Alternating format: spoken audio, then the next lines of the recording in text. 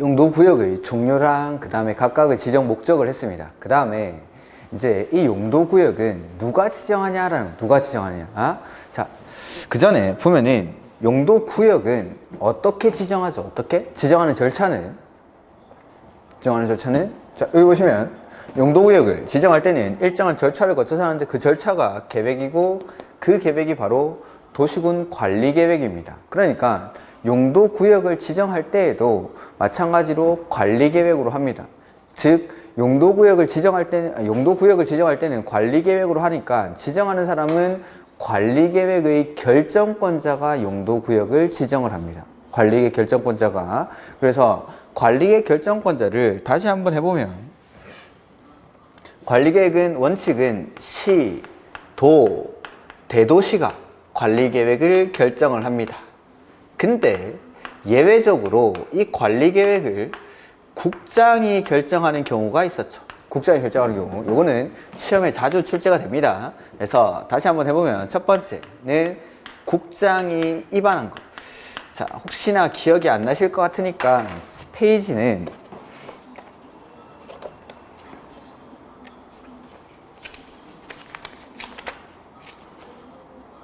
78페이지를 보시면 78페이지 기본서에 우리 78페이지에 보면은 관리계획의 결정권자가 나옵니다. 그래서 원칙은 시, 도, 대도시가 결정하는데 예외적으로 국장이 결정하는 경우는 국장이 입안한 것. 국장이 입안한 걸 서울시장한테 결정해 주세요라고 할 수 없으니까. 그 다음에 두 번째는 개발 제한 구역이 있습니다. 개발 제한 구역. 그 다음에 세 번째는 국가계획과 연계하여 시가와 조정구역의 지정이 필요할 때, 이럴 때는 국장이 관리계획을 결정을 합니다. 국장이. 그리고 수산자원보호구역은 해양수산부 장관이 한다라고 했죠. 그래서 자, 지정권자 보면은 개발제한구역은 여기 국장이 관리계획을, 개발제한구역에 대한 관리계획은 국장이 결정을 하니까 개발제한구역을 지정하는 사람도 국장이 개발제한구역을 지정합니다.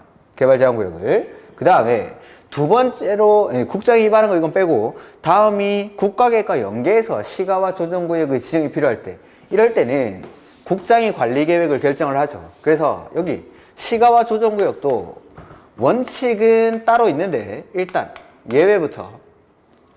예외적으로 국장이 시가와 조정구역을 지정할 수가 있습니다. 국가계획과 연계하여 시가와 조정구역의 지정이 필요할 때, 국가계획과 연계해서. 그 다음에 이 수산자원보호구역은 누가 한다라고 했죠? 해양수산부 장관이 이렇게 결정을 하는 거죠. 즉 관리계획의 결정권자가 이 용도구역을 지정하는 사람인데, 관리계획 결정권자가 원칙은 시, 도, 대도시인데 예외적으로 국장이 관리계획 결정하는 경우. 첫 번째, 개발제한구역은 국장이 결정하죠. 그 다음에 국가계획과 연계하여 시가와 조정구역의 지정이 필요할 때는 국장이 관리계획을 결정을 합니다. 그 다음에 수산자원보호구역은 해양수산부 장관이. 나머지는 이제 원칙적인 결정권자인 시, 도, 대도시가 결정한다라고 생각하시면 됩니다. 그래서 여기 별말이 없는 도시자연공원구역은 시, 도, 대도시시장이 관리계획을 결정합니다. 그 다음에 시가와 조정구역인데 이거는 시, 도지사가 관리계획을 결정합니다. 시, 도지사가. 여기는 대도시시장은 안 나오죠. 대도시시장은 이런 것들. 이렇게. 그래서 개발제한구역, 시가와 조정구역, 도시자연공원구역, 수산자원보호구역, 일단은 종류, 그 다음에 각각의 지정 목적들. 개발제한구역은 도지의 무질서한 확산을 방지하기 위해서, 그 다음에 보안상의 목적으로, 그 다음에 시가와 조정구역은 도시지역과 그 주변 지역의 무질서한 시가화를 방지, 그 다음에 도시자연공원구역은 식생이 양고한 산지에서의 개발을 제한할 필요가 있을 때, 그 다음에 수산자원보호구역은 말 그대로 수산자원을 보호하기 위해서 공유수면이나 그에 인접한 토지에 이 수산자원보호구역을 지정할 수가 있습니다. 그 다음에 지정하는 사람은 관리계획의 결정권자인데 예외적으로 국장이 관리계획 결정하는 경우 지금 외우도록 하죠. 첫 번째는 국장이 입안한 거, 두 번째는 개발제한구역, 세 번째는 국가계획과 연계하여 시가와 조정구역의 지정이 필요할 때, 그 다음에 수산자원보호구역은 누가 결정하죠? 해양, 수산부 장관이, 그래서 개발제한구역은 국장이 지정을 하고 시가와 조정구역을 국가계획과 연계하여 지정할 때는 국장이, 그 다음에 수산자원보호구역은 해양, 수산부 장관이 결정을 합니다. 그리고 도시자연공원구역은 원칙적인 관리의 결정권자인 시, 도, 대도시가 결정을 하고 시가와 조정구역은 원칙은 시, 도지사가, 여기는 대도시시장이 결정권 안에 없다는 거. 요것만. 자, 용도구역은 시험에 잘 안 나옵니다. 왜냐하면 이게 끝이니까. 그래서 개발제한구역, 시가와 조정구역, 도시자연공원구역, 수산자원보호구역 각각의 지정 목적이랑 지정권자, 이거밖에 없죠. 시험에 낼 게 없어서 시험에는 잘 안 나옵니다. 근데 시험에 나온다라면은 여기 지정을 누가 하는지 요것들이 나옵니다. 요거. 근데 이거는 용도구역에서 나오는 게 아니라 방금 보셨다시피 관리계획 결정권자, 관리계획 결정을 원칙은 시, 도, 대도시가 하는데 예외적으로 관리계획을 국장이 결정하는 경우는 거기서 더 자주 나옵니다. 용도구역으로 나오는 게 아니라. 그래서 용도구역에는 시험에 낼 게 별로 없다라는 거. 근데 시험에 나온다라면은 요게 시가와 조정구역 이게 나옵니다. 시가와 조정구역이. 왜냐면은 자, 이러한 용도구역을 지정하는 이유도 규제를 하기 위해서 행위 제한하려고 지정을 합니다. 근데 개발제한구역의 행위 제한은 다른 법에서 정합니다. 개발제한구역의 지정 및 관리에 관한 특별조치법이라는 법이 있습니다. 그 법에서 정하기 때문에 우리 시험 범위가 아니라서 행위 제한은 시험에 낼 수가 없습니다. 그 다음에 도시자연공원구역은 도시공원 및 녹지 등에 관한 법률에서 행위 제한을 정합니다. 그러니까 도시공원 및 녹지 등에 관한 법률도 우리 시험 범위가 아니니까 행위 제한은 시험에 나올 수가 없죠. 그 다음에 수산자원보호구역은 수산자원관리법이라는 법에서 행위 제한, 규제를 합니다. 즉 수산자원관리법도 우리 시험 범위가 아니기 때문에 수산자원보호구역의 행위 제한은 시험에 나올 수가 없다라는 뜻입니다. 근데 요거 시가와 조정구역은 행위 제한을 우리가 배우는 국계법에서 합니다. 국계법에서. 그러니까 시험에 나온다라면은 이 시가와 조정구역의 행위 제한, 그 다음에 뭐 유보기간 이런 것들이 나옵니다. 그래서 시가와 조정구역은 다시 한번 책을 보죠. 118페이지. 그래서 시도지사는 요거는 밑줄 쳤죠. 직접 또는 관계 행정기관의 장의 요청을 받아 도시지역과 그 주변 지역의 거기 밑줄했죠. 무질서한 시가화를 방지하고 계획적 단계적인 개발을 도모하기 위해서 5년 이상 20년 이내의 기간 동안 시가화를 유보시켜 두는 겁니다.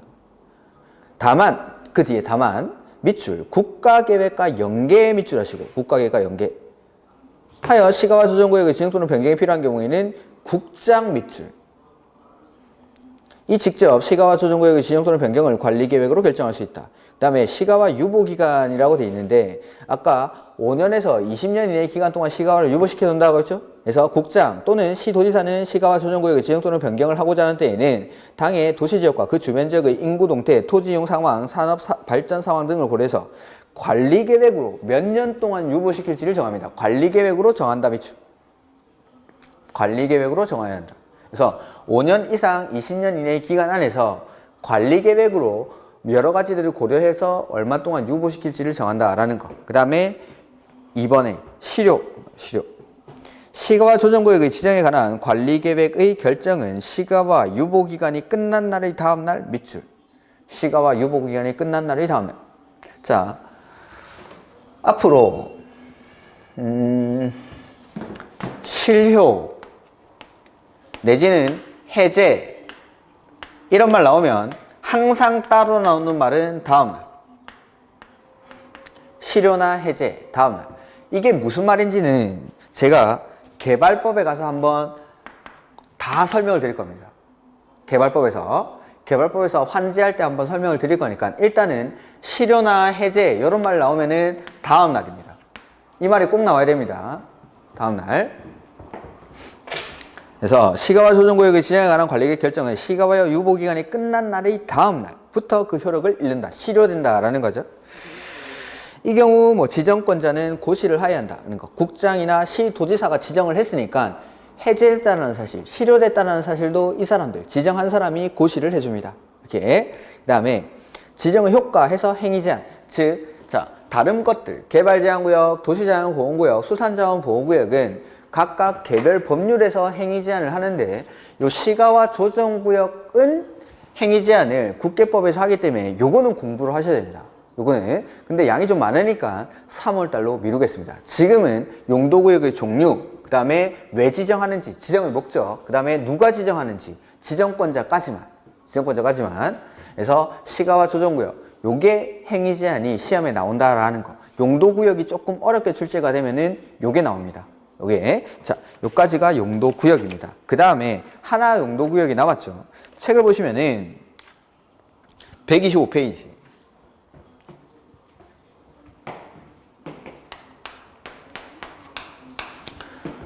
거기 보시면 둘 이상의 용도지역, 지구, 구역에 걸치는 대지에 대한 적용 기준이라는 게 나오죠. 자, 대지가 주거지역과 상업지역에 걸쳐 있다라는 겁니다. 그럴 때 이 토지 어떻게 활용하는지 그런 내용들인데 일단 요거는 다음에 하도록 하겠습니다. 3월달에. 일단 넘기고 128페이지 보시면 됩니다. 거기 이제 입지 규제 최소구역이 나오죠. 거기 뭐 기출은 31회라고 돼 있는데 최근에 자주 출제가 되고 있습니다. 입지 규제 최소구역은. 자, 요거는 지정권자를 조금 지우고 128페이지.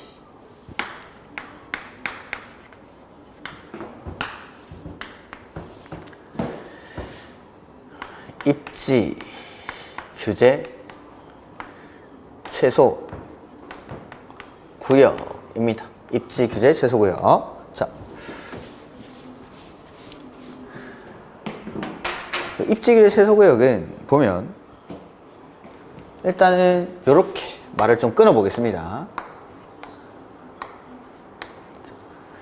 입지 규제 최소구역도 용도구역의 일종이라고 했으니까 이때의 구역은 용도구역 할 때의 그 구역입니다. 그 다음에 규제 최소, 이 말도 무슨 말인지는 아시겠죠? 규제를 완화를 해준다라는 완화를. 그러면은 우리가 해결해야 되는 건 여기 요 입지가 어딘지 요거를 해결해요. 요거 입지가 해서 자 거기 한번 보면 지정 대상 지역이라는 게 나오죠. 맨 앞에 밑줄 합니다. 도시군 관리계획의 결정권자 밑줄. 관리계획의 결정권자. 그러니까 결정권자는 시, 도, 대도시, 예외적으로 국장. 이렇게. 도시지역에서 복합적인 토지 이용을 증진시켜 도시정비를 촉진하고 지역 거점을 육성할 필요가 있다고 인정되면 다음의 어느 하나에 해당하는 지역과 그 주변 지역의 전부 또는 일부를 입지 규제 최소구역으로 지정할 수 있다라고 되어 있죠. 그래서 역시 입지 규제 최소구역도 용도구역이니까 관리계획의 결정권자가 지정을 합니다. 그래서 어디냐면 첫 번째 도시군 기본계획에 따른 도심, 부도심 또는 생활권의 중심지역. 그 다음에 두 번째 철도역사, 터미널, 항만, 공공청사, 문화시설 등 기반시설 중 지역 거점 역할을 수행하는 시설 중심으로 주변 지역을 집중적으로 정비할 필요가 있죠. 자, 요까지 보고. 자, 입지 규제 최소구역이라는 건 이 용도 구역인데 규제를 최소화해 주겠다, 완화해 주겠다라는 겁니다. 그래서 이 입지를 알아야 되는 건데, 자, 여기 하나의 뭐 서울시가 있다라고 그러죠.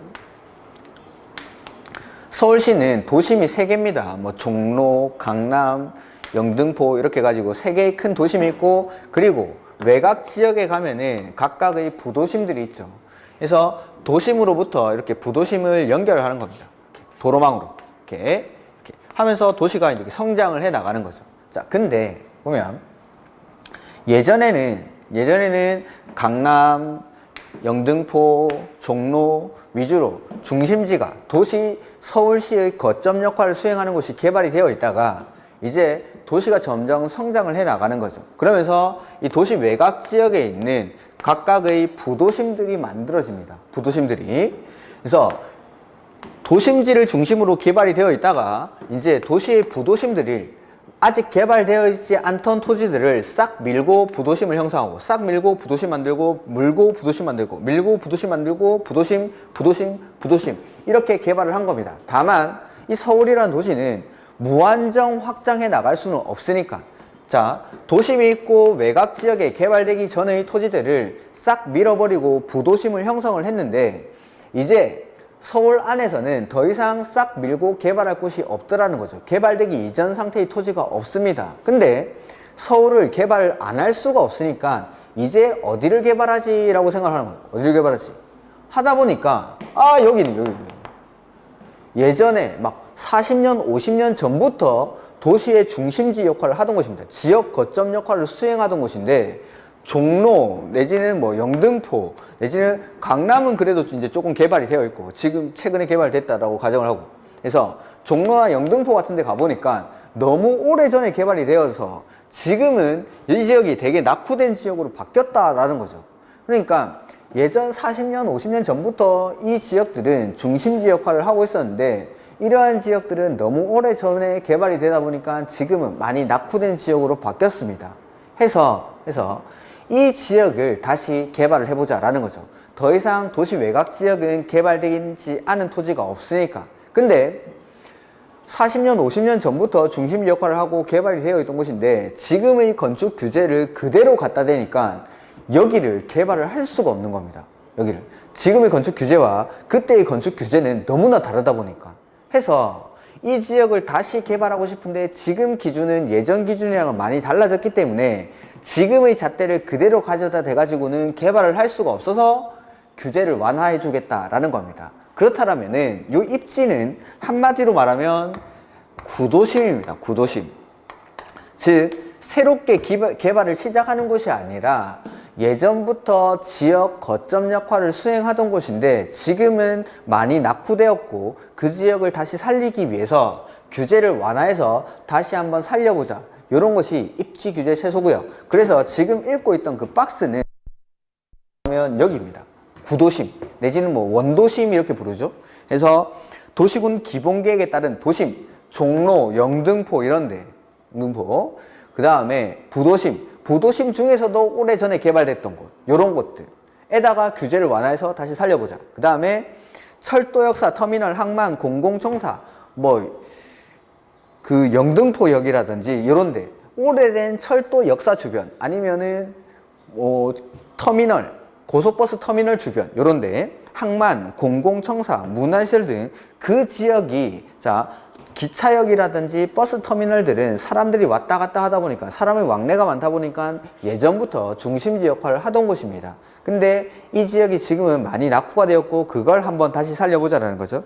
그 다음에 3번 3개 이상의 노선을 교차하는 대중교통 결절지로부터 1km 이내에 위치한 지역. 많은 노선들이 교차를 한다. 결절지라는 게 이제 만나는 지점인데 많은 노선이 교차하면 교차할수록 그게 중심지라는 뜻이죠. 그 지역을 중심으로 반경 1km 이내에 있는 지역을 개발을 하겠다라는 거.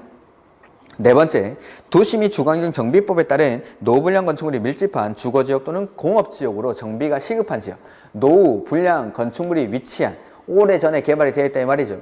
이 지역을 다시 한번 살려보자라는 거. 주거지역이나 공업지역. 그 다음에 도시재생 활성화 및 지원하는 특별법에 따른 도시재생 활성화 지역 중 같은 법에 따른 도시경제 기반형 활성화 계획을 수립하는 지역. 기출문제 예전에 29회 때인가?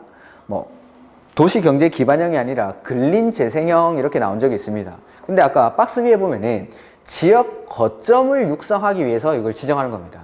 근데 근린재생형 이런 것들은 말 그대로 근린지역, 이웃 가까이에서 소규모로 개발하는 거니까 이 법의 취지랑은 맞지가 않습니다. 이렇게. 그래서 도시경제 기반형 활성화 계획을 수립하는 지역. 요런데 한마디로 말하면 구도심. 다 일일이 외울 필요는 없습니다. 아, 여기가 예전부터 우리 지역의 중심지 역할을 하는 곳이구나 라고 생각하시면 됩니다. 그 다음에 입지규제 최소구역 계획의 내용이라고 나오는데, 입지규제 최소구역은 이런 구도심을 다시 개발하기 위해서 어디를 개발할지를 먼저 지정을 해야 됩니다. 지정. 그리고 나서 이 지정된 입지규제 최소구역에서 어떻게 규제를 완화할지, 어떻게 기반시설 등을 공급할지, 어떻게 개발할지는 입지규제 최소구역 계획을 수립해서 결정합니다. 즉 어디를 개발을 할지를 정하고 나면 그 안에서 어떻게 개발을 할지에 대한 방안은 계획을 통해서 결정합니다. 자, 입지규제 최소구역 어떻게 지정할까요? 지정하는 거? 어떻게 합니까? 어떻게? 자, 목차로 다시 한번 가보죠. 여기 입지규제 최소구역을 지정할 때는 일정한 절차를 거쳐서 하는데 그 절차가 계획이고 그 계획이 관리계획입니다. 그러면 지정할 때는 관리계획으로 하죠. 그럼 입지규제 최소구역 계획을 수립할 때는 어떻게 하냐?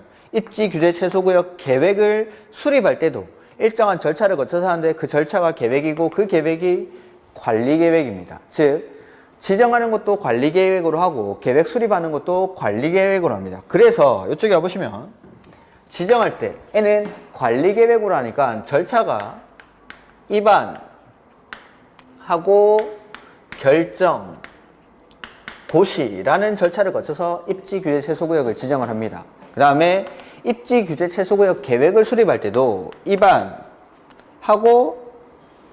결정, 고시라는 관리계획 결정 절차를 통해서 입지규제 최소구역 계획을 수립하는 거죠. 그리고 결정하기 전에는 협의하고 심의를 해야겠죠. 여기도 마찬가지 협의하고 심의를 합니다. 이렇게. 자, 입지규제 최소구역 지정하고 계획 수립하는 절차를 배웠습니다. 그 다음에 지정이 되고 나면 이 계획을 통해서 여기를 어떻게 개발할지를 정한다라고 했는데 그 계획의 내용에는 어떤 게 들어가는지 한번 보죠. 입지규제 최소구역 계획에는 입지규제 최소구역의 지정 목적을 이루기 위해서 다음에 관한 사항이 포함되어야 한다 해서 1번 보면은 건축물의 용도, 종류 및 규모 등에 관한 사항, 건축물이나 그 밖의 시설의 용도, 종류 및 규모 등에서 관한 사항, 요게 건축 제한이라고 했죠. 1번은 건축 제한, 2번은 건폐율, 용적률 높이. 그러니까 건축 제한, 건폐율, 용적률 높이 등을 여기에다가 넣는 겁니다. 이 지역을 어떻게 개발할지에 대한 계획에다가 어떤 건물들 지을 수 있고 어떤 용도의, 어떤 종류의, 어떤 규모의 건물들을 지을 수 있는지, 그 다음에 건폐율이랑 용적률 이런 것들은 어떻게 정할지, 그 다음에 높이는 어떻게 규제를 할지, 그 다음에 세 번째 간선도로 등 주요 기반시설 확보에 관한 사항. 자, 개발이 일어나면은 당연히 이 지역의 기반시설은 부족해지겠죠. 예전에는 낙후된 지역이라서 저층의 건물들 위주로 있었는데 갑자기 다중이용 건축물들이 들어오면은 전기, 수도, 가스, 도로와 같은 기반시설이 부족해질 테니까 그 부족해진 기반시설을 어떻게 확보할지에 대한 방안. 그 다음에 네 번째 용도지역, 지구, 도시군 계획시설. 이 도시군 계획시설은 기반시설입니다. 기반시설 및 지구단위 계획 결정에 관한 사항. 그러니까 이 지역을 낙후된 지역인데 개발을 하기 위해서는 용도지역이나 용도지구를 변경하거나 새롭게 지정할 필요가 있을 겁니다. 내지는 기반시설을 설치할 필요가 있을 테고, 지구단위 계획구역이라는 건 개발이 시작되는 곳에다가 지정을 하는 건데 그 지구단위 계획구역을 지정을 해서 개발을 할 필요도 있겠죠. 이런 것들에 관한 사항. 그 다음에 5번에 입지규제 최소구역에 따른 다른 법률 적용의 특례 및 다른 법률 규정의 적용을 완화 또는 배제에 관한 사항. 어떠한 것들을 적용을 배제하고 어떠한 것들을 완화해 줄지에 관한 사항. 이런 것들이 이 계획 안에 다 들어간다라는 거죠. 그래서 지정을 하고 나면 이 계획에 따라서 지정된 입지규제 최소구역을 개발을 해 나가는 겁니다. 이렇게. 자, 그 다음에 129페이지 고려사항은 지정하는 사람이 고려하면 되지 우리가 고려할 건 아니죠. 안 보겠습니다. 그 다음에 4번 건축 제한 완화 및 비용 부담. 입지규제 최소구역 계획 수립 시 용도, 건폐율, 용적률 등의 건축 제한 완화는 기반시설의 확보 현황 등을 고려해서 적용할 수 있도록 계획하고, 즉 아무렇게나 막 풀어주는 게 아니라 기반시설이 얼마나 확보할 수 있는지 그걸 보고 나서 건폐율이나 용적률, 건축 제한 등을 완화를 해주겠다라는 뜻이고, 시, 도지사, 시장, 군수, 구청장은 입지규제 최소구역에서 개발사업 또는 개발행위에 대해서 입지규제 최소구역 계획에 따른 기반시설 확보를 위해서 필요한 부지 또는 설치 밑줄, 비용의 전부 또는 일부를 부담시킬 수 있습니다. 개발하는 사람한테. 자, 보면은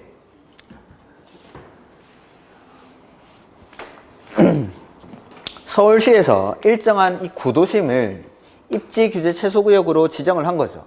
자, 규제를 최소화해주고 여기를 개발을 시작을 하죠.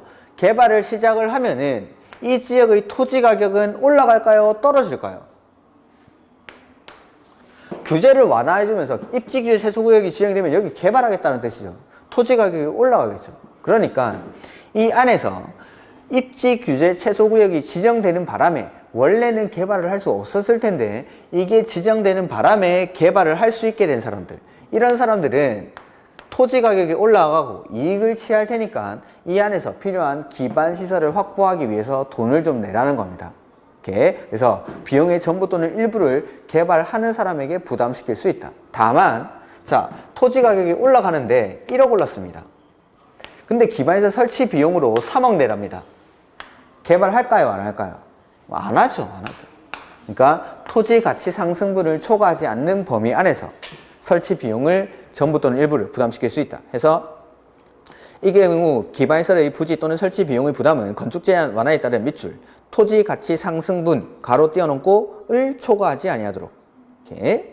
그 다음에 관계 행정기관의 장과 협의. 자, 우리가 기본계획, 광역도시계획, 관리계획에서 결정하기 전에 협의심의를 거치죠. 자, 협의를 할 때 관계 행정기관의 장과 협의를 하는데 그 관계 행정기관의 장이 답변 주는 기간이 지금까지는 싹 다 30일이었습니다. 지금까지는. 근데 여기서는 10일. 그래서 이걸 기억할 겁니다. 해서 관리계획 결정권자는 위 3에 따른 관리계획을 결정하기 위해서 법 30조 1항에 따라 관계 행정기관의 장과 협의하는 경우 협의 요청을 받은 관계 행정기관의 장은 그 요청받은 날부터 10일 동그라미 의견을 회시해야 한다. 그래서 자, 이 입지규제 최소구역을 지정하는 사람, 즉 결정하는 사람은 관리계획의 결정권자가 합니다. 결정권자가. 여기서 중요한 건 국장만 하는 게 아니라는 겁니다. 여기도 관리계획의 결정권자가 하는데 이 결정권자가 여기 입지규제 최소구역 계획이나 입지규제 최소구역의 지정에 관해서 관리계획을 결정하려고 할 때 관계행정기관의 장에게 협의 요청을 합니다. 그러면 이 협의 요청을 받은 관계행정기관의 장이 결정권자에게 답변 주는 기간이 우리가 일반적으로 계획 만들 때는 보통 30일이었는데 여기서는 10일입니다. 10일. 요걸 기억하세요. 요거 10일. 월처럼 썼는데 10일. 10일. 그래서 30일을 기억하는 게 아니라 이런 거. 그 다음.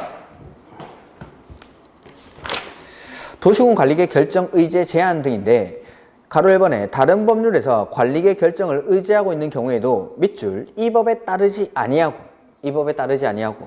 입지규제 최소구역의 지정과 입지규제 최소구역 계획을 밑줄 결정할 수 없다. 자, 다른 법에서 일정한 절차를 거치고 나면 관리계획 결정을 의제하는 경우가 있습니다. 이러한 절차를 거치고 나면은 관리계획이 결정 고시된 것으로 본다, 이런 경우가 있습니다. 그렇다 하더라도 입지규제 최소구역을 지정하기 위해서는 의제가 안 되기 때문에 반드시 관리계획 결정을 통해서 입지규제 최소구역을 지정을 하고 입지규제 최소구역 계획을 수립을 하라 이 말입니다. 다른 법률에서 의제를 안 해주겠다는 겁니다. 이거는. 그 다음에 가로 2번 기준 동그라미 해주고 입지규제 최소구역 계획 수립 기준은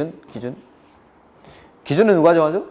국장. 그 다음에 7번에 입지규제 최소구역에서의 행위제한. 자, 입지규제 최소구역이 지정이 되고 이 지정된 입지규제 최소구역을 개발할 때 N은 규제는 어디서 정하면 여기서 계획에서, 즉 계획에서 정한 대로 이 입지규제 최소구역을 개발할 수가 있습니다. 해서 보시면은 입지규제 최소구역에서의 행위제한은 용도지역 및 용도지구에서의 토지의 이용 및 건축물의 용도, 건폐율, 용적률 높이에 대한 제한을 강화하거나 완화하여 따로 거기 밑줄 입지규제 최소구역 계획으로 정한다. 그래서 지정된 입지규제 최소구역을 어떻게 개발할지에 관한 내용은 입지규제 최소구역 계획으로 합니다. 계획으로. 그 다음 2번에 입지규제 최소구역에서의 다른 법률 적용의 특례라고 되어 있죠. 적용 배제해서 입지규제 최소구역에 대해서는 다음의 법률 규정을 적용하지 아니할 수 있다. 아니할 수 있다. 그래서 자, 입지규제 최소구역이 지정이 되면은 규제를 완화해 주겠다라고 했으니까 일부 규정의 적용을 배제할 수가 있습니다. 이런 것들은 입지규제 최소구역 안에서는 적용을 안 하겠다라는 뜻인데, 첫 번째, 주택법에 따른 주택의 배치입니다. 주택의 배치 내지는 부대복리시설의 설치 기준 내지는 대지 조성 기준, 이러한 것들을 적용하지 않을 수가 있습니다.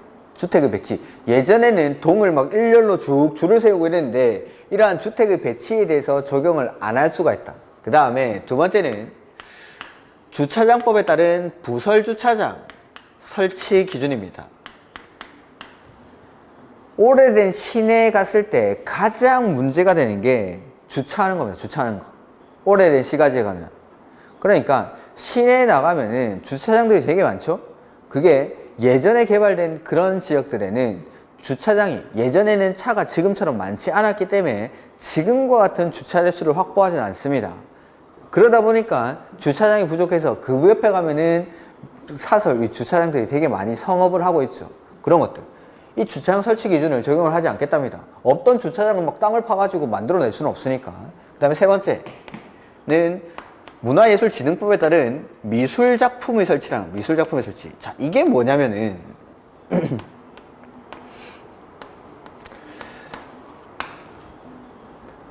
우리가 이제 최근에 지어지는 건물에 가보면은 1층 로비나 건물 앞에 꼭 있는 게 있습니다. 일정 규모 이상이 되는 건물에는 1층 로비라든지 아니면 그 출입구 주변 요런 데 반드시 설치하는 게 하나 있는데 요겁니다. 요거 미술작품 해서 1층 로비에 가면은 대형 유화가 막 걸려 있거나 아니면은 건물 앞에 막 조각상, 희한한 모양의 조각상 같은 거 있죠. 그런 것들을 그 건축주가 문화예술을 너무 사랑해서 그런 걸 설치하는 게 아니라 이 문화예술진흥법에 따라서 일정 규모 이상이 되는 건물에는 이러한 미술작품을 의무적으로 설치합니다. 근데 이러한 규정들, 주택법에 따른 주택의 배치, 부대복리시설의 설치 기준, 대지 조성 기준, 부설 주차장의 설치, 미술작품의 설치 이런 규정들을 적용 안 하는 건 아니고 아니할 수 있답니다. 아니할 수 있다. 그 다음에 2번 적용 완화 규정 이렇게 나와 있는데 입지 규제 최소 구역에 대한 도시계획위원회 심의 시 학교보건법에 따라 학교환경위생정화위원회 또는 거기 밑줄하십시오. 학교환경위생정화위원회 또는 문화재보호법에 따른 문화재위원회 밑줄와 밑줄 공동으로 심의를 개최. 밑에서 두 번째 줄에 공동의 심의 이렇게 나오죠. 그러니까 자 여기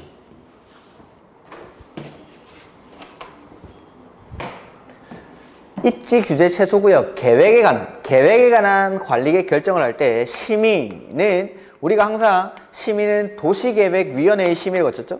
도시계획위원회. 근데 입지 규제 최소구역 계획에 관한 관리계획 결정을 할 때에는 도시계획위원회뿐만 아니라 학교 환경위생정화위원회 내지는 문화재위원회와 공동심의를 개최합니다. 공동심의를 해서 공동심의를 해서 완화할지 말지 여부를 결정한다는 것. 그리고 완화 여부는 도시계획위원회의 의견을 따르는 게 아니라 여기 학교환경위생정화위원회나 문화재위원회의 의견에 따라서 완화할지 말지 여부를 결정하게 됩니다. 그래서 보시면 개최하고까지 했고 두 번째 줄 그 결과에 따라 다음의 법률 규정을 완화하여 적용할 수 있다. 이 경우 다음의 밑줄 완화 여부는 완화할지 말지 여부는 도시계획위원회의 의견을 따르는 게 아니라 그 뒤에 밑줄 학교환경위생정화위원회와 문화재위원회의 의견에 따른다 라고 되어 있죠. 그래서 어떤 규정들을 완화할지는 그 박스 안에 나오죠. 학교환경위생정화구역에서의 행위제한, 역사문화환경보존지역에서의 행위제한 이런 것들을 완화할지 말지 여부를 결정할 때는 도시계획위원회의 심의를 거치면 안 되고 도시계획위원회와 학교환경위생정화위원회 내지는 문화재위원회와 공동심의를 개최하겠다라는 거죠. 이렇게. 그 다음에 3번에 보시면은 의제 규정이 나오는데 이렇게 입지 규제 최소구역이 지정이 되면 여기를 건축법에 따른 특별 건축 구역으로 지정된 것으로 본다. 간주, 의제, 본다 뭐 다 똑같은 말이죠.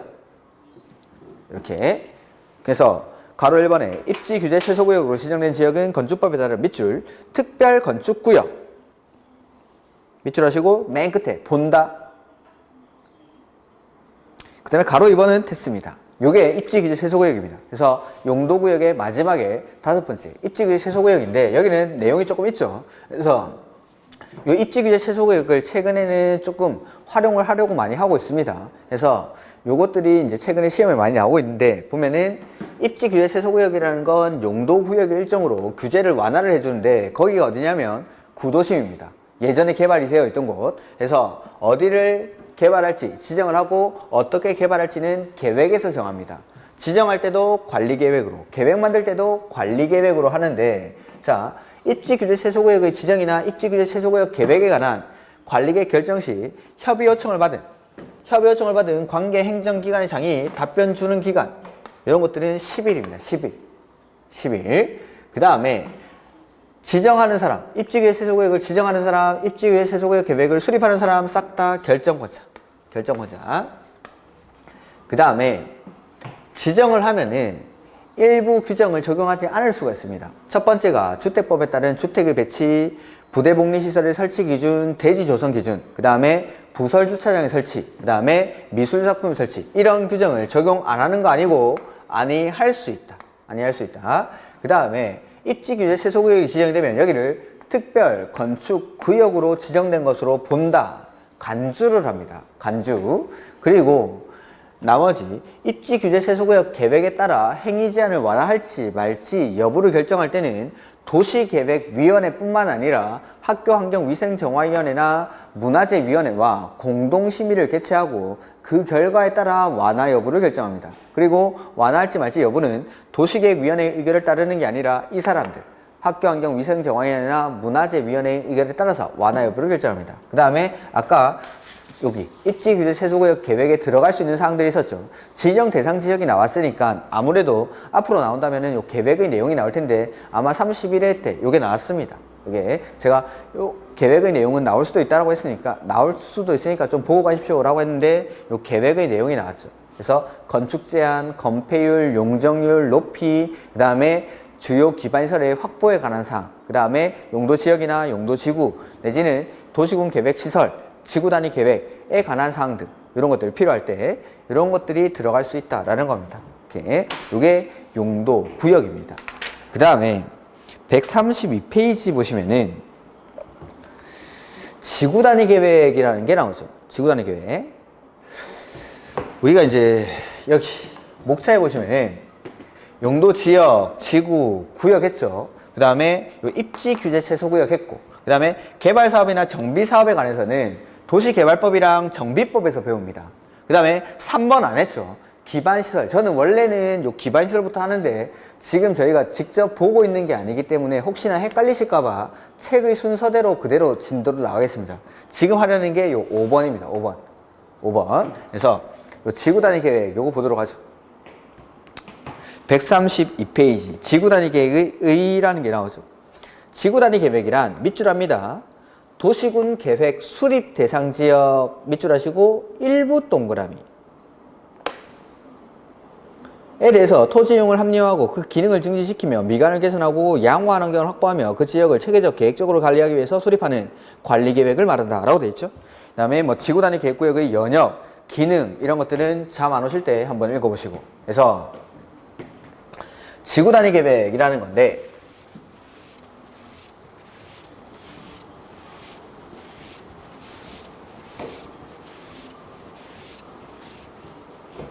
페이지는 132페이지.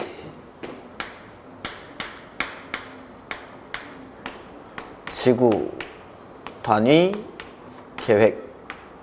자, 우리는 이미 지구라는 말은 배운 적이 있습니다. 지구. 오늘 배웠는데. 지구.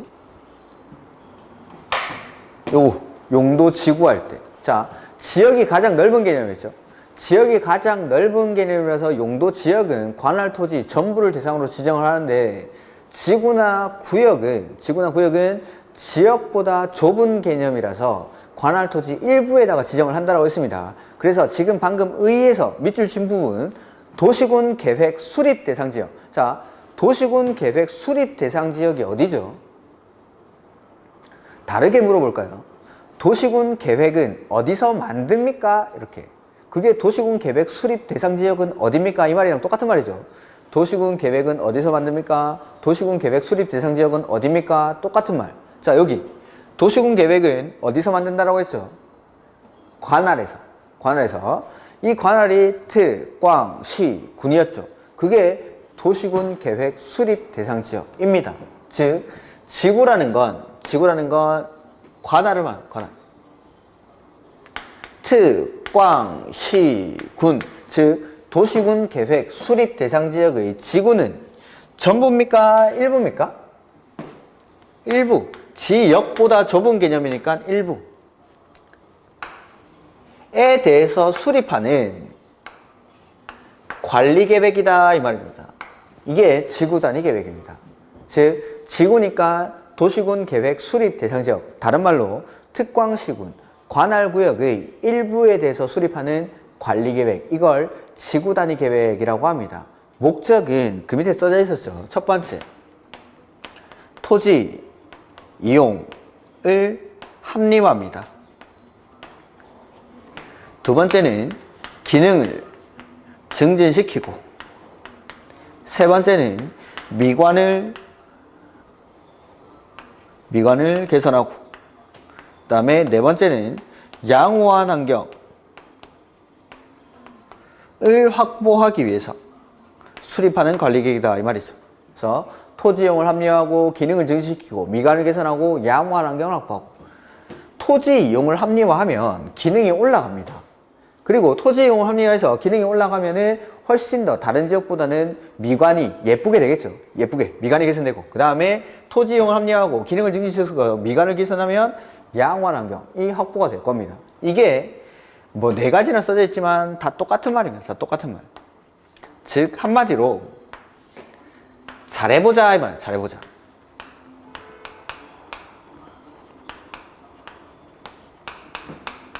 자, 이게 어떤 의미인지를 보면은 우리가, 자, 여기 서울시가 있으면 서울시 전부에 1차적으로는 용도지역이라는 규제가 지정이 되어 있어야 됩니다. 용도지역이. 근데 이 용도지역 중에서 여기가 기능이 떨어져 있는 거죠. 그러면은 요 떨어져 있는 기능을 끌어올려 주기 위해서, 떨어진 지역의 기능을 끌어올려 주기 위해서 이 위에 용도지역 위에 지정하는 게 용도지구를 지정해서 기능을 올리려고 하죠. 그리고 용도지역, 지구와는 관계없이 독자적인 목적으로 뭐 도시의 무질서한 확산을 방지하기 위해서 도시 외곽 지역에다가 쭉 지정하는 게 개발제한구역, 도시 안에 식생 양호한 산지에서의 개발을 제한하기 위해서 지정하는 게 도시자연보호구역, 도시자연공원구역, 이런 식으로 각각의 목적을 독립적으로 따로 수행하는 게 용도구역입니다. 용도구역. 근데 지구단위 계획구역이라는 겁니다. 지구단위 계획구역. 자, 이건 뭐냐면 1차적으로 용도지역 지정했죠. 그리고 2차적으로 용도지구도 지정을 하는 겁니다. 근데 용도지역, 지구만 가지고도 충분히 토지 이용을 합리화하고 기능을 증진시킬 수 있다면은 나머지 규제는 필요가 없습니다. 해서는 안 되는 거죠. 규제는 항상 최소한도로 해야 되니까. 근데 이것만 가지고, 용도지역, 지구만 가지고는 부족하니까 이 지역이 아니지. 여기 관할구역의 일부, 여기는 서울시의 일부는 좀 특별히 이 지역만큼은 다른 지역보다는 좀 더 잘해보자. 여기가 지구단위 계획구역입니다. 그러니까 기본적인 용도지역이나 용도지구의 규제만으로는 목표 달성할 수가 없을 때 여기는 좀 더 다른 지역보다 폼나게 만들고 다른 지역보다 좀 더 양호한 환경을 확보해보자 라고 하는 게 지구단위 계획구역. 즉 지구단위 계획구역은 관할의 일부라고 했죠. 도시군 계획 수립 대상 지역의 일부, 즉 특, 광, 시, 군의 지구니까 일부. 그러니까 여기 서울시 입장에서 봤을 때, 서울시의 관점에서 봤을 때 이 지구 단위 계획구역은 무조건 일부일 수밖에 없습니다. 그러니까 저기 일부를 시험에는 전부 또는 일부, 전부 이렇게 엄청 바꿔냈습니다. 전부 안 되고 전부 또는 일부도 안 되고, 지구 단위 계획구역은 도시, 군, 계획, 수립 대상 지역, 특광시군의 일부, 여기에다가 하는 거예요. 서울시 중에 일부에다가. 그게 지구 단위 계획구역. 왜 하냐면 잘해보자면 다른 지역보다 좀 더 폼나게 해보자. 그게 지구 단위 계획구역입니다. 그래서 의의는 충분히 설명을 드렸고 133페이지 지구 단위 계획의 수립이 나오는데, 지구 단위 계획은 다음의 사항을 고려해서 수립해야 한다 해서 지구 단위 계획 수립 기준 동그라미죠. 기준. 기준은 역시 밑줄 국장이 정한다. 고려사항들은 안 보셔도 됩니다. 그 다음에 5번 지구단위 계획구역 및 지구단위 계획의 결정. 자, 지구단위 계획구역 지정하는 거, 그 다음에 지구단위 계획 수립하는 거 어떻게 할까요? 절차가 역시 지구 단위 계획구역을 지정할 때는 일정한 절차를 거쳐서 하는데 그 절차가 계획이고 그 계획이 관리계획. 지구 단위 계획을 수립할 때도 일정한 절차를 거쳐서 하는데 그 절차가 계획이고 그 계획이 관리계획. 해서 거기 밑줄하죠. 지구 단위 계획구역 및 지구 단위 계획은 밑줄. 관리계획으로 결정. 네, 그렇습니다. 저 안에 있는 것들. 관리계획으로 구체화되는 내용들을 하는 일련의 절차가 싹 다 관리계획입니다. 관리계획. 그 다음에 그 밑에 2절. 지구 단위 계획구역의 지정이라는 게 나오죠. 자, 우리가 방금 입지규제 최소구역도 봤는데 입지규제 최소구역도 먼저 지정을 하고 그 안에서 어떻게 거기를 개발할지는 계획으로 정했죠. 여기도 마찬가지입니다. 지구 단위 계획구역을 먼저 지정을 합니다. 어디를 합리적으로 이용할지를 정해놓고 이 지정된 지구 단위 계획구역을 어떻게 개발할지에 대해서는 계획을 수립해서 정합니다. 즉 지구 단위 계획구역을 지정하고 그 안에서의 규제들, 행위 제한은 여기 계획을 수립해서 정합니다. 자, 먼저 지정을 하는데 원칙. 지구 단위 계획구역이라는 것은 토지 이용을 합리화하기 위해서, 잘해보기 위해서 지정을 하죠. 그러면은 이 지구 단위 계획구역은 개발이 이미 끝난 곳에 지정을 하는 게 좋을까요? 이제 막 개발이 시작되는 곳에 지정하는 게 좋을까요? 자, 토지 이용을 합리화하겠다라는 거예요. 토지 이용을 합리화. 그러면은 자, 합리화의 여지가 어디가 더 큰지를 생각하시면 됩니다. 개발이 이미 끝났다라는 말은 내가 보기에는 그 지역이 100% 마음에 안 들 수도 있습니다. 내 마음에는 100% 안 든다 하더라도 그 지역은 이미 용도지역, 지구 내지는 각종 규제들을 바르면서 나름 합리적으로 이용되고 있는 토지입니다. 개발이 끝난 곳은. 근데 이제 막 개발이 시작되는 곳, 여기를 지구 단위 계획구역으로 지정해서 다른 지역보다 좀 더 폼나게 만들어보자. 이런 목적이 바로 지구 단위 계획이라고 생각하시면 됩니다. 즉, 개발이 끝난 곳은 이미 합리적으로 이용되고 있는 토지이기 때문에 합리화의 가능성이 작아서 지구 단위 계획이라는 건 원칙은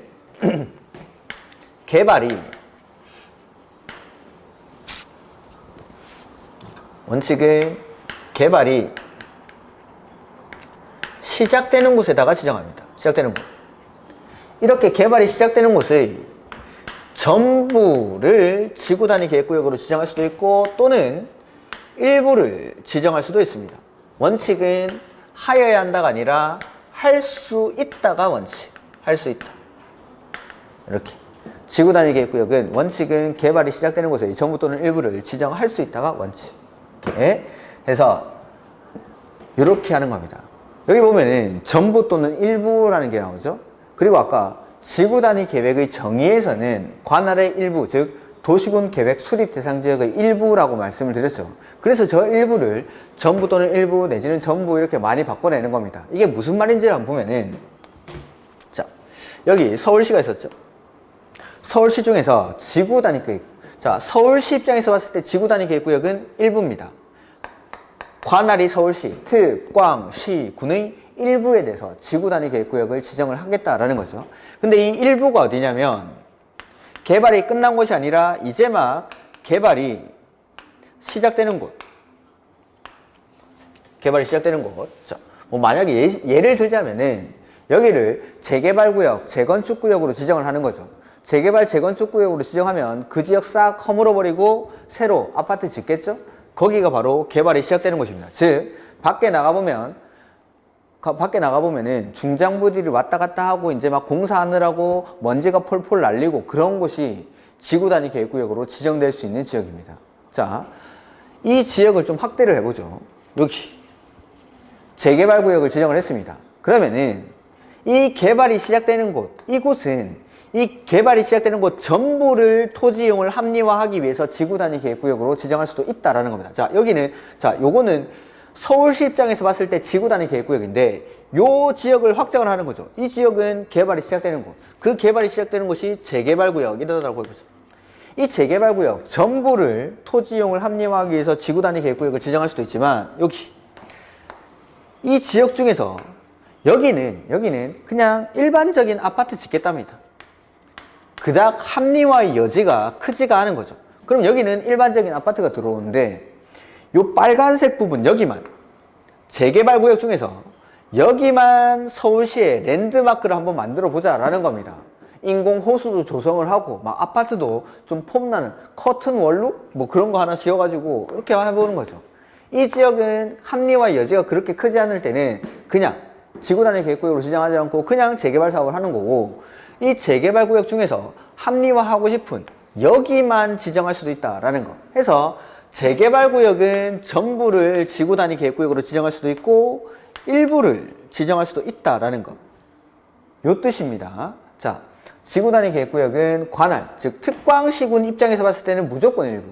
근데 이 일부가 어디냐면 개발이 시작되는 곳입니다. 그 재개발 구역을 확장을 해보면은 재개발 구역 전부를 지구 단위 계획구역으로 지정할 수도 있지만 이 빨간색 부분 재개발 구역을 일부만을 지구 단위 계획구역으로 지정해서 합리적으로 이용할 수도 있다라는 뜻입니다.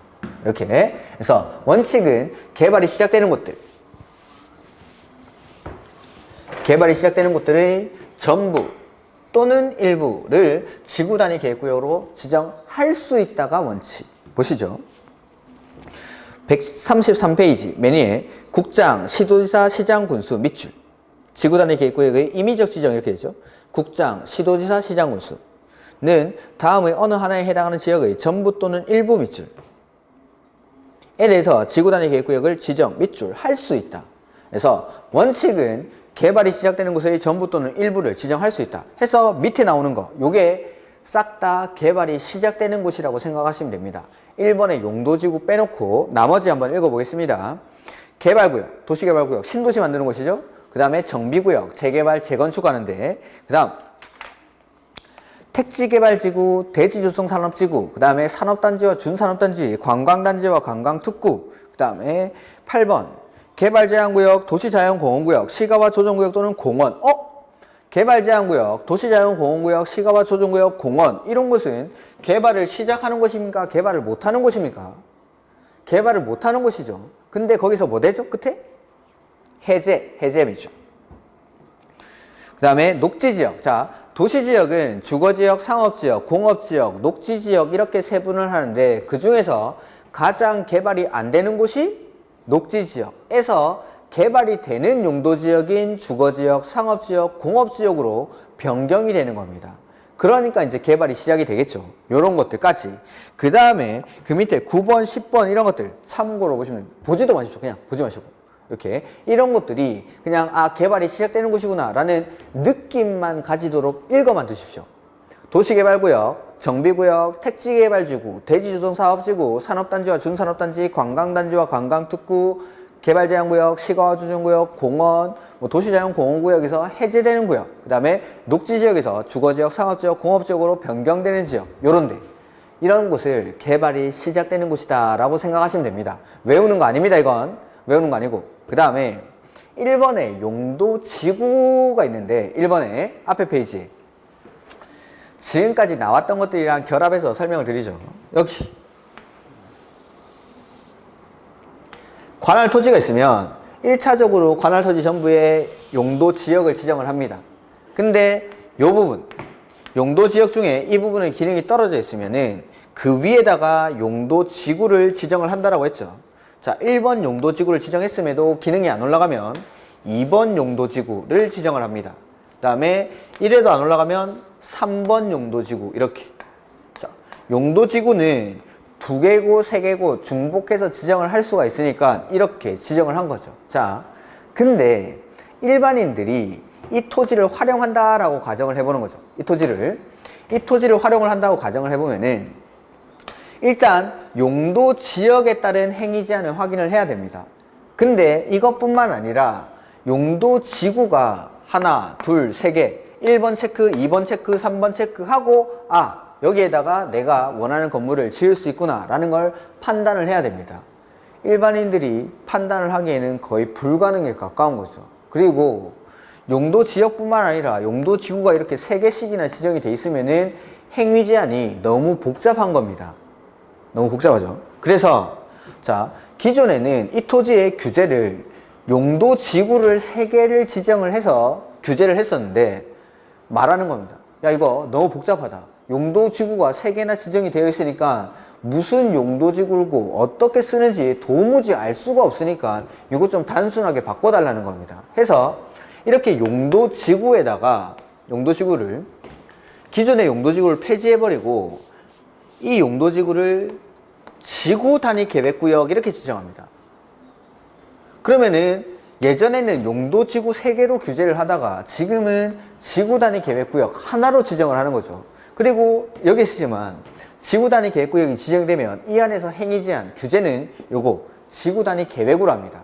기존에는 용도지역의 행위제한이랑 그 다음에 용도지구 1번, 2번, 3번 용도지구의 규제를 다 찾아봤어야 되는데 지금은 요거 지구단위계획 하나만 찾아보고 아 이거 지을 수 있구나 없구나 하시면 되겠죠. 해서 요렇게 단순화한다라는 취지에서 용도지구에다가 지정을 합니다. 그래서 우리가 관리계획 같은 거 보면은 관리계획 입안 제한에서도 기존의 용도지구에서의 행위제한 등을 지구단위 계획으로 대체하기 위한 용도지구 이런 거라고 생각하시면 됩니다. 기존에는 용도지구로 행위제한을 하다가 지구단위 계획으로 대체하겠다. 그 다음에 지구단위 계획으로 대체하기 위한 용도지구의 폐지 이런 말들 이런 말들이 싹 다 이런 것들 때문에 나오는 겁니다. 관리계획에서 나왔던 말들입니다. 관리계획에서 이렇게 그래서 용도지구에도 지정할 수 있다.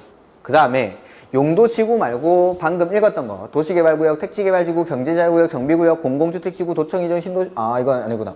죄송합니다. 다른 걸 말해버렸네. 도시개발구역, 정비개발지구, 택지개발, 도시개발구역, 정비구역, 택지개발지구, 대지조성사업지구, 산업단지와 준산업단지, 관광단지와 관광특구 등등등은 여기 개발이 시작되는 곳. 원칙은 전부 또는 일부를 할 수 있다가 원칙. 근데 예외적으로 지구단위 계획구역으로 지정하여야 하는 곳이 있습니다. 하여야 하는 곳. 하여야 한다. 요걸 외워야 됩니다. 요걸. 하여야 하는 곳. 해서 5가지 정도가 있는데 첫 번째 정비구역. 두 번째는 택지개발지구. 정비구역이나 택지개발지구에서 사업이 끝난 후 사업이 완료된 후 끝난 후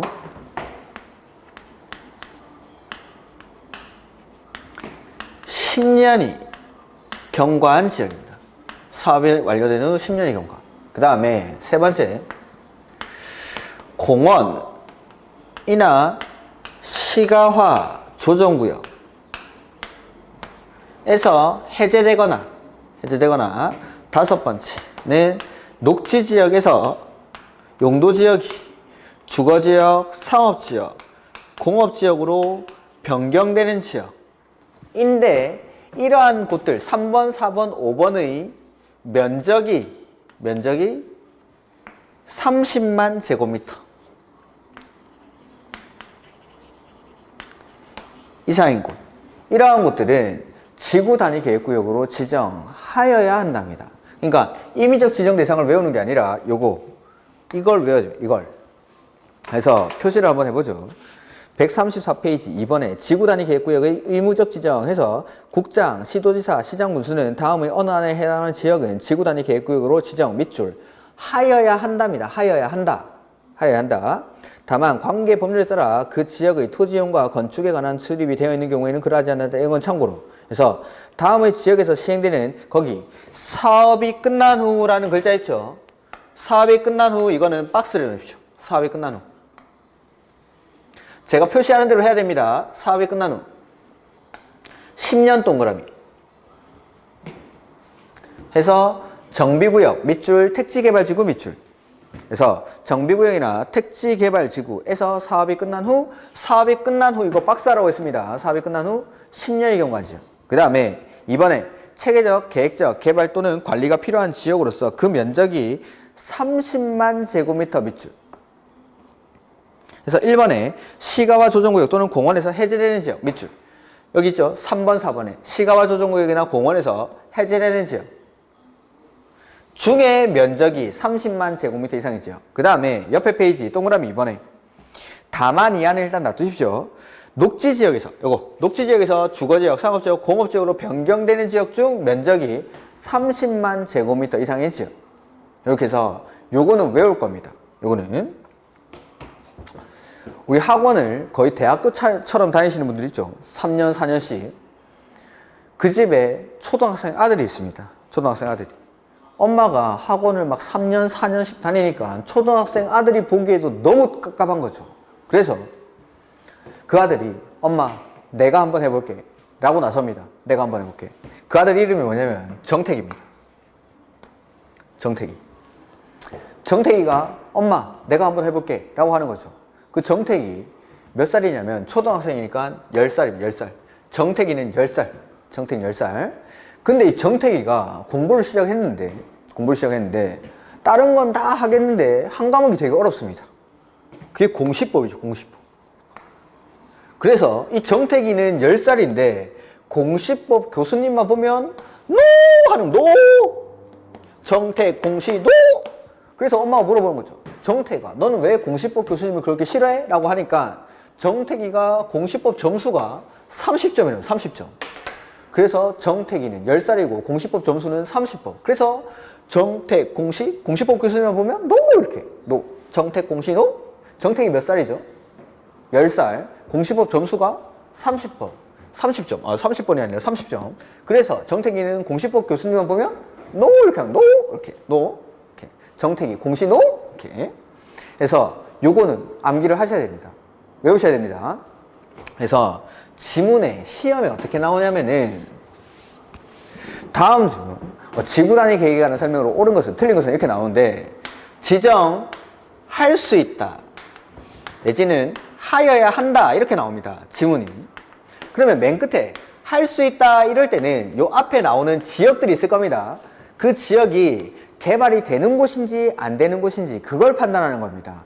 근데 지문의 끝에 만약에 하여야 한다 이렇게 나와 있죠. 그럴 때는 이 앞에 나오는 지역이 요 5가지 빼고는 싹 다 틀린 겁니다. 싹 다. 그러니까 하여야 한다로 지문이 끝났을 때는 이거 말고 다른 거 나오면 무조건 틀린 지문입니다.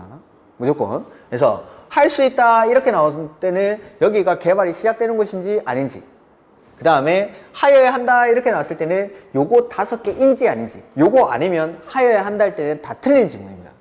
이렇게. 그래서 원칙은 지구단위 계획구역으로 지정할 수 있는데 예외적으로 하여야 하는 것이 정택, 공시, 노! 이렇게. 정택이는 10살이고 공시법 점수가 30점. 이렇게. 그래서 이러한 것들은 암기를 하셔야 됩니다. 이러한 지역은 하여야 한다. 그 다음에 유의하셔야 될 건 여기 앞쪽에 빨간색으로 박스 치는 이 부분.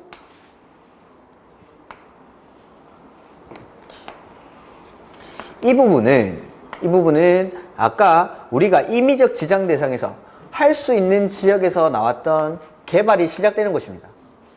요 빨간색 박스 안에 있는 곳들, 정비구역, 택지개발지구 내지는 시가화조정구역이나 공원에서 해제되는 지역, 녹지지역에서 주거지역, 상업지역, 공업지역으로 변경되는 지역, 이건 할 수 있는 지역인데 여기 뒤에 파란색으로 하죠.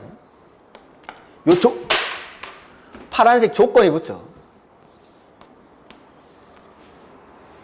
이 파란색 조건이 붙어주면서 하여야 한다 이렇게 되는 겁니다. 하여야 한다. 그러니까 시험에 어떻게 나오냐면 앞에 거 이거 주고 요걸 살짝 뺍니다. 즉 택지개발지구는 지구단위 계획구역으로 지정하여야 한다 이렇게 나옵니다. 택지개발지구는 아까 할 수 있는 지역이죠. 택지개발지구에서 사업이 끝나고 나서 10년이 경과를 해야 하여야 하는 지역으로 바뀌는 겁니다.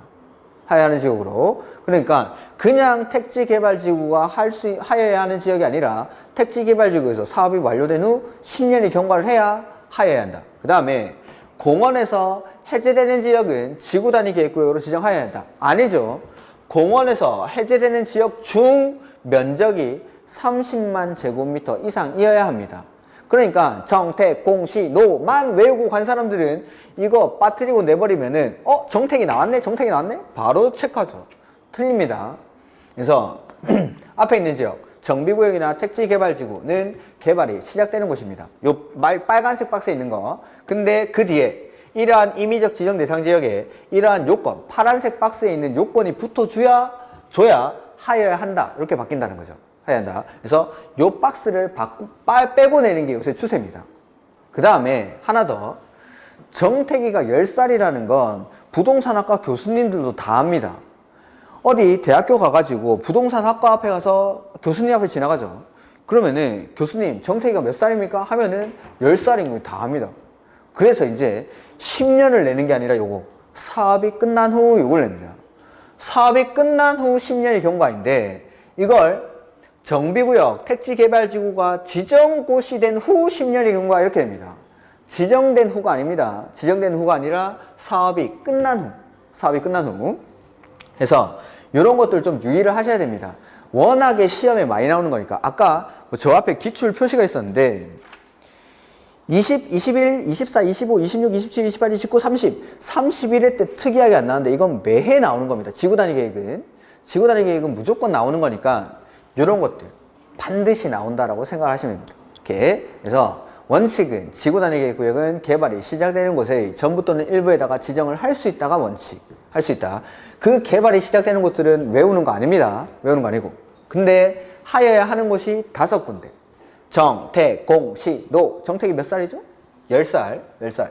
근데 이게 사업이 끝난 후라는 거. 그 다음에 공원이나 시가조정구역에서 해제되는 지역, 녹지지역이나 주거지역, 상업지역, 공업지역에서 변경되는 지역 중 면적이 30만 제곱미터 이상인 지역.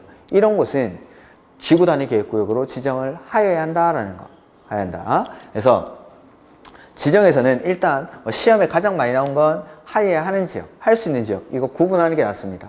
구분하는 거. 그 다음에 여기서 지구단위 계획은 도시군 계획 수립 대상 지역의 일부 대신에 여기 개발이 시작되는 곳들 아까 말했던 도시개발구역, 정비구역, 택지개발지구, 대지조성사업지구 특정한 지역, 지구, 구역 등이 나오죠. 그 뒤에는 전부가 나와도 되고 일부가 나와도 되고 원칙은 할 수 있다라는 거.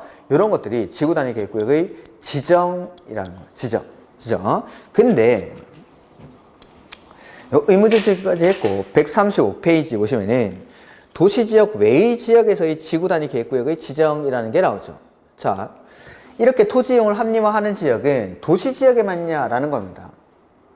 아니겠죠. 비도시 지역에도 이렇게 토지를 합리적으로 이용해야 되는 곳이 있습니다. 그래서 그게 비도시 지역에서 지구단위 계획구역으로 지정될 수 있는 지역들인데 요거는 이것도 시작하면 시간이 조금 걸리는데 자, 일단 하나만 해보기죠. 하나만. 비도시 지역에서도 지구단위 계획구역으로 지정할 수 있는 지역이 있는데 그 중에서 첫 번째 오늘은 1번만 볼 겁니다. 1번만. 첫 번째가 계획관리지역입니다.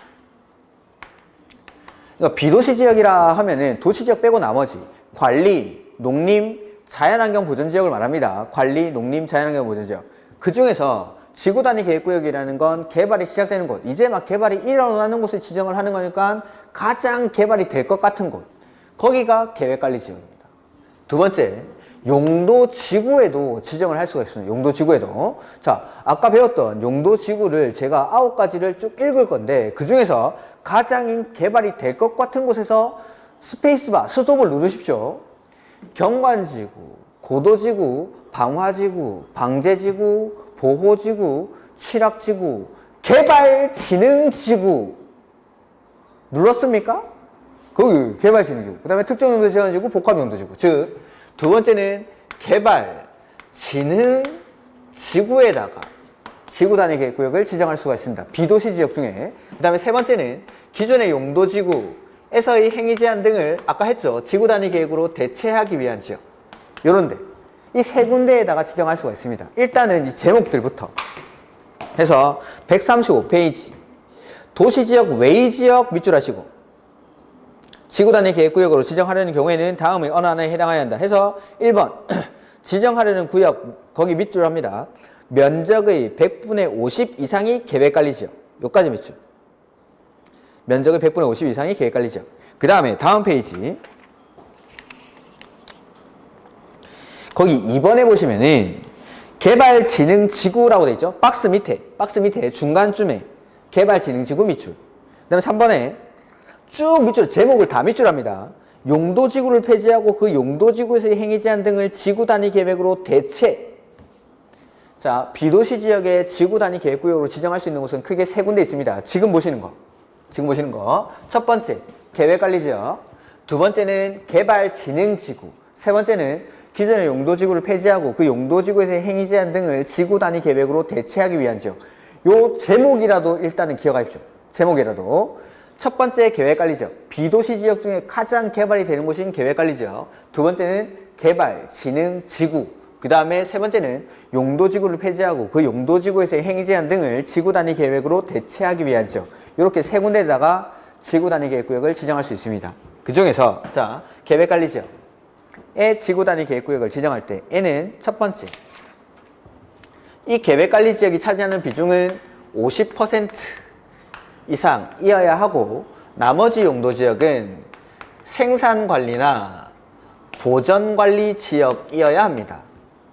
자, 지구 단위 계획구역으로 지정하려는 지역의 전체 면적에서 계획관리지역이 차지하는 비중이 50% 이상이고 나머지 용도지역은 생산관리나 보전관리지역일 것.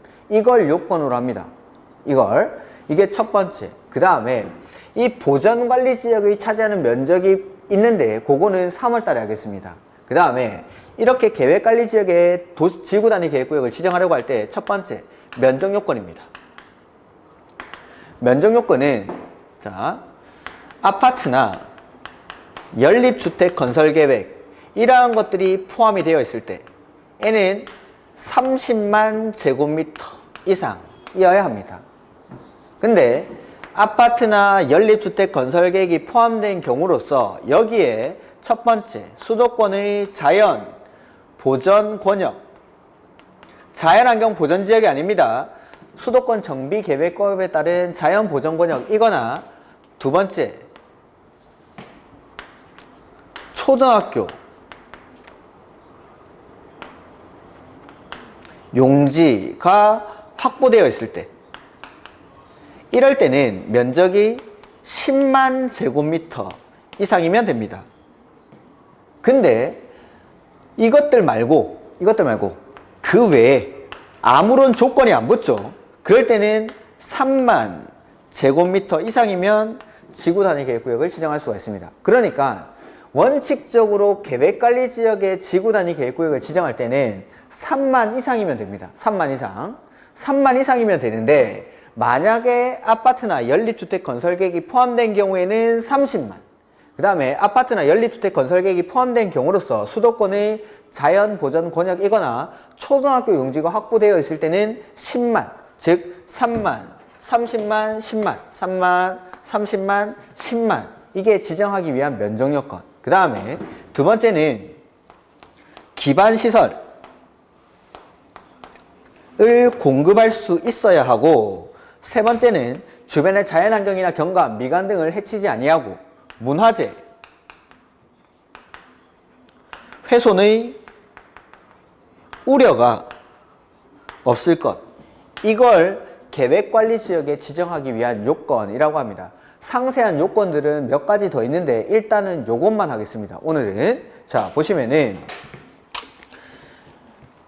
제목 135페이지입니다. 1번에 아까 밑줄에 했던 건 면적의 50% 이상이 계획관리지역으로서 다음의 대통령령으로 정하는 요건에 해당하는 지역 해서 1번 계획관리지역 외에까지 밑줄하시고 지구단위 계획구역에 포함하는 지역은 그 뒤에 생산관리지역 또는 보전관리지역일 것. 이렇게. 그래서 계획관리지역 외에 나머지는 생산관리나 보전관리지역일 것. 그 다음에 동그라미 2번은 다음에 할 거고 3번 동그라미 3번 지구단위 계획구역을 지정하고자 하는 토지 면적이 다음의 어느 하나에 해당하는 규정된 요건에 해당할 것 해서 기읍 지정하고자 하는 지역의 공동주택 중 밑줄 아파트 또는 연립주택 건설 계획이 포함하시고 30만 동그라미. 자, 계획관리지역에 지정하려고 하는데 그 계획 안에 아파트나 연립주택 건설 계획이 포함되어 있을 때는 30만 제곱미터 이상이어야 합니다.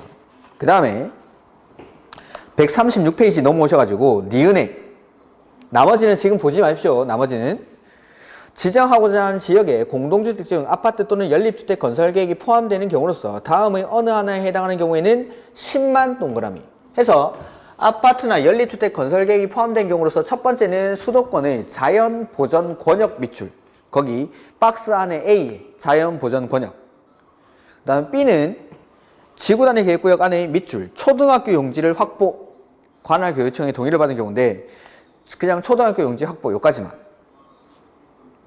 그 다음에 박스 밑으로 내려와 가지고 디귿에 기흥, 니은. 자, 이거 말고 아파트 연립주택 건설 계획 포함된 경우 뭐 초등학교 용지 확보하고 이런 거 빼고 나머지 경우에는 3만 밑줄 3만. 그 다음에 동그라미 4번에 기반시설을 공급할 수 있도록 할 것. 기반시설 공급. 그 다음에 5번에 자연환경, 경관, 미관 등을 해치지 아니하고 거기 뒤에 밑줄 문화재 훼손 우려가 없을 것. 요게 계획관리지역의 지구단위 계획구역을 지정하기 위한 요건입니다. 그래서 자 계획관리지역이 차지하는 비중은 50% 이상이고 나머지는 생산관리나 보전관리지역일 것. 그 다음에 면적은 아파트나 연립주택 건설계획이 포함됐을 때는 30만. 근데 아파트나 연립주택 건설계획이 포함된 경우로서 수도권의 자연보전권역이거나 초등학교 용지가 확보되어 있을 때는 10만.